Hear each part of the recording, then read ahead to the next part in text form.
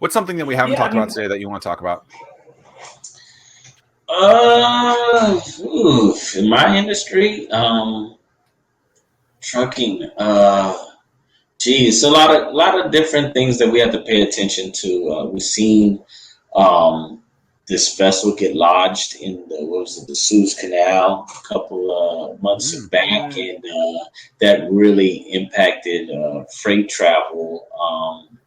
Another thing is China may be going back into some sort of lockdown, and we always got to remember that China is our number one importer.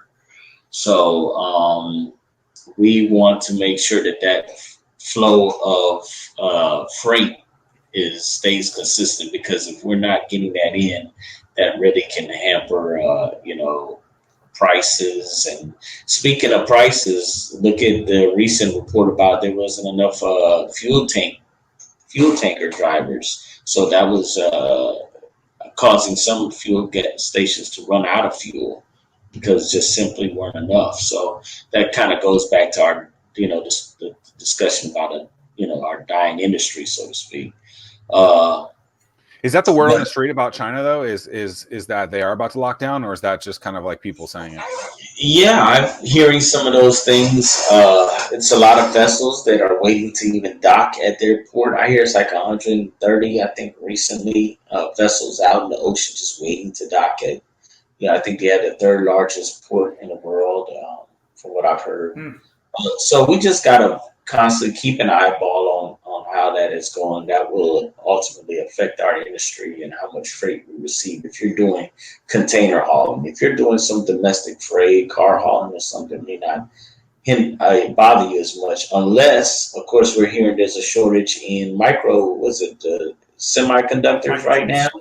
Yeah. Yeah, Yeah. so it's less newer vehicles being transported and manufactured. So there's a lot of things that uh, attach themselves to trucking that us as the general public, we don't always take it into consideration until something isn't getting delivered, or you're getting your packages late and it's like, what's going on? But That's a question that I have for you. I mean, it's like you guys are under a lot of pressure because there could be delays, like you said, from the shipping standpoint.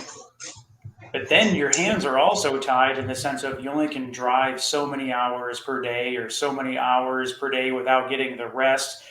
But yet there's an increasing pressure because you all are the ones that are the final mile, so to speak, people to get it to where it goes before it can get to the end point. So yeah, it's just how do you? yeah, Is there a lot of pressure on you guys, or I mean, is that where people start to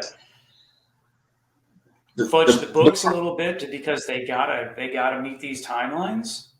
the pressure comes in because we don't have enough folks investing into this industry. And so, what I want to say to your viewers out there is, you've heard about investing in real estate, you've heard about investing into properties, invest into trucking.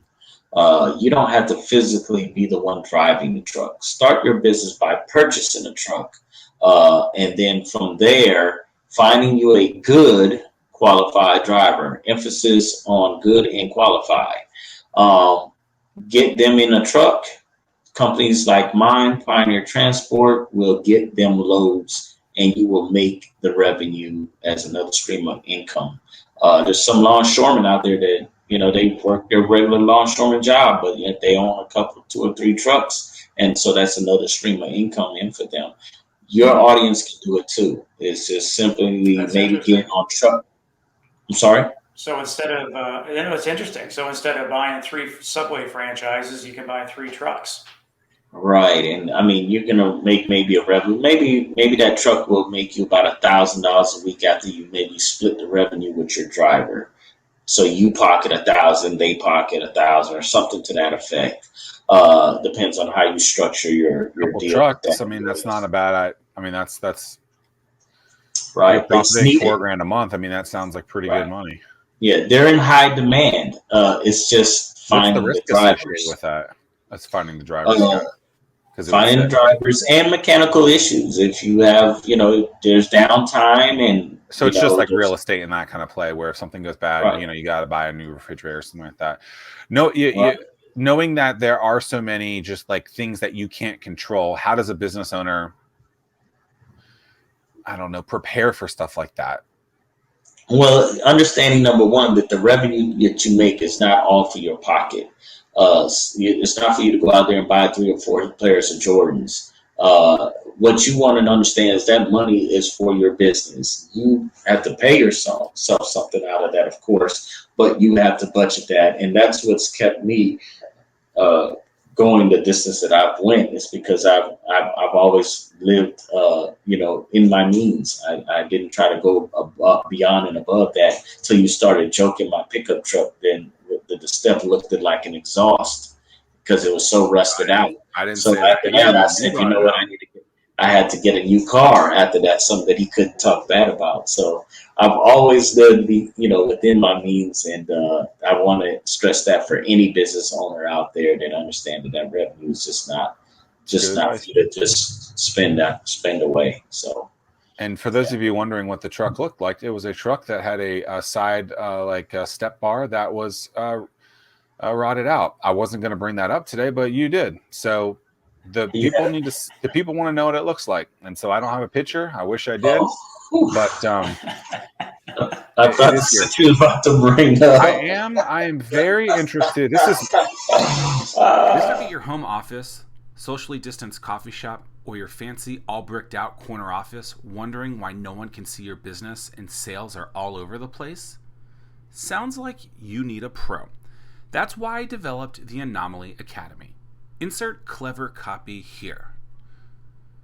Oh, I guess I was supposed to put something else there. Oops. You can grab access to the Anomaly Academy now at ZachMillerSays.com/Anomaly Academy.